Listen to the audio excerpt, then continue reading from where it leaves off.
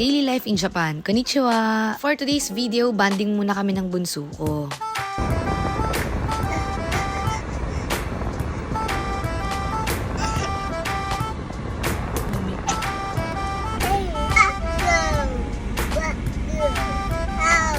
Apakadaldal, diba? Bali, naghihintay kami sa kotse ng mga panahong yan. Dahil nagkaroon si Fego ng hand-mouth foot disease. Hindi ko nga alam kung saan nakuha yun. Dahil mag-isa lang naman siyang inaalagaan sa Hoikuen. Pero feeling ko uso siguro dito sa Japan. Dahil yung time na nagpunta kami ng clinic, halos karamihan ng mga nandoon ay mga toddlers. Tapos same situation kay Fuego. Sabi naman ng doktor, common disease daw yun. I mean, walang dapat ipag-alala. Dahil kasama yun sa paglaki. At dahil natapos ko na yung trabahong pang umaga, at naidala ko na rin si Fuego sa clinic, magpapakabising ina niyo muna ako. Dahil maya-maya pat nandito naman ako sa Omise.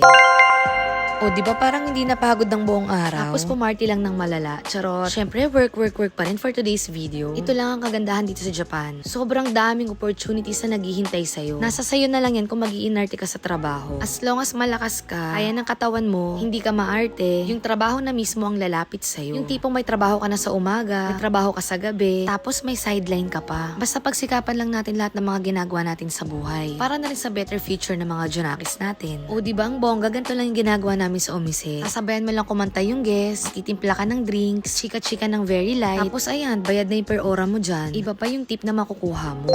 So, ayun lang muna for today's video. Salamat sa panonood. At salamat dahil nakaabot kayo dito sa dulo.